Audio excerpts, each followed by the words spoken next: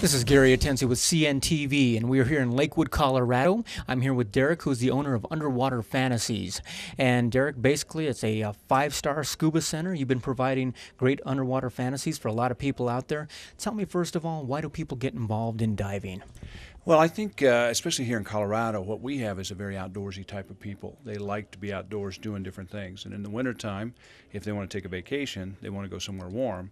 So naturally, scuba fits right in. It's not unlike going hiking or biking in the mountains. You're just doing it underwater, seeing new stuff there. Let me ask you, due to the fact that we have a strange climate around here in Colorado, you can actually do the training year-round because you actually have on-site pool facility. This building was built to be a scuba facility, so they started with a pool in the basement, which we keep nice and warm at 88 degrees. It allows us to do the pool training here, but then we also have a hot spring in Utah that we use to do the certification dives, and it lets us dive throughout the winter. The hot spring's 93 to 95 degrees.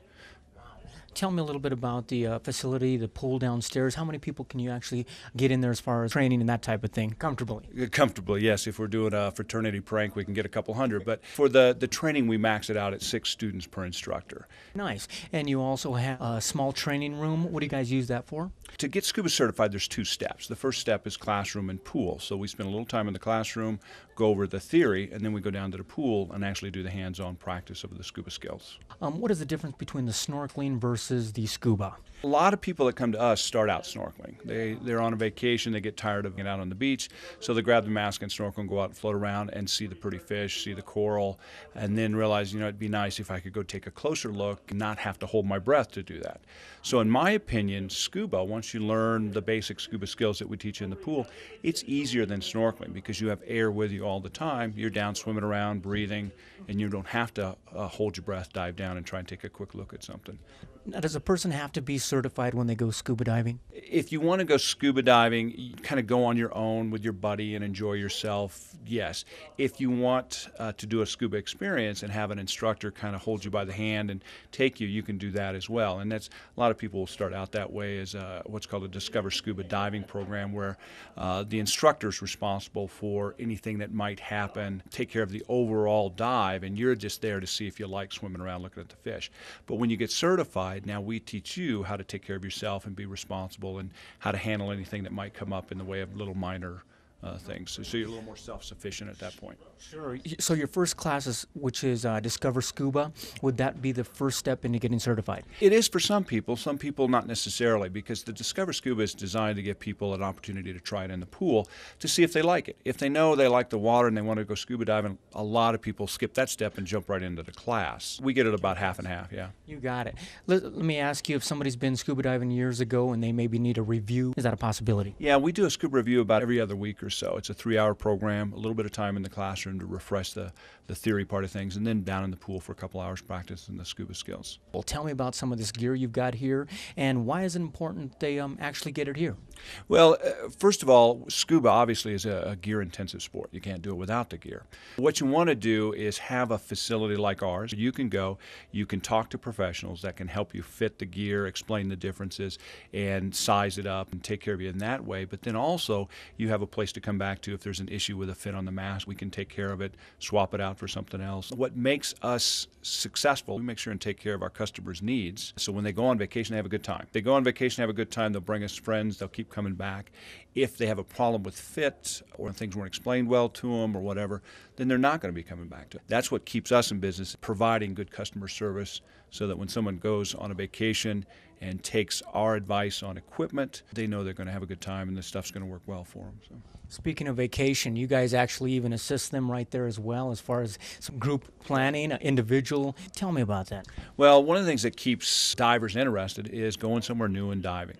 It's what kept me in the business for as long as I've been in the business, and what we do is we organize trips, usually about 6 to 8 trips a year, going from different places like Cozumel, Mexico is a very popular destination for us, but we also do things like Africa. We do Indonesia. We do the South Pacific, a lot of different places in the Caribbean. So we've always got somewhere new to go. And as far as here locally, reservoirs or any place like that where you guys set up here, let's say they don't want to go out of the country. We try to encourage our divers to stay active between trips. So their first day or two on a vacation, they're not rusty. They can jump in, have fun, swim around, enjoy themselves. If you only dive every other year or so on vacation, then you waste a day or two kind of getting back in the swing of things. So we do have events locally to keep people active. We do different training. Getting certified is step one. There's a lot of different classes. You can do an advanced class, you can do a night specialty, you can do a class in underwater navigating.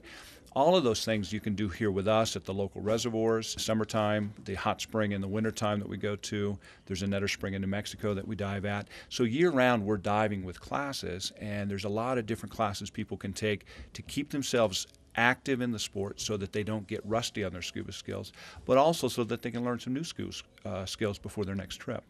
Perfect. And I imagine once you got trained up, geared up, you got everything in place, then it just boils down to fun. Absolutely. One big thing that people don't grasp until they go on a scuba vacation is it's just one more thing to do on vacation to have fun. I've had people say, geez, I don't like to scuba dive, but I don't want to spend my vacation scuba diving. You don't. You spend part of the day, a couple, 3-4 hours, you go out, you do a couple dives, then you're back doing the sightseeing or laying on the beach or shopping or windsurfing or whatever else. It adds one more fun component to your vacation. Many years of doing this, I'm sure you guys sit around and you hear some great underwater stories. We have a good time, and that's the nice thing about this sport is it's a good family-oriented sport. Can go do it almost anywhere, and there's always a netter place to go and a netter place to see.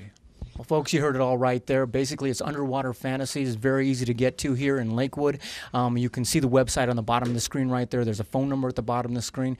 Just give them a call. These guys will walk you through the steps and see what level you want to get involved. You might want to just try it out with a little bit of snorkeling and see what the underwater feels like. But eventually, they usually start wanting to go a little bit deeper and check out their levels of education. Let me ask you, the last thing, if somebody's thinking about getting involved out there, what would you tell them?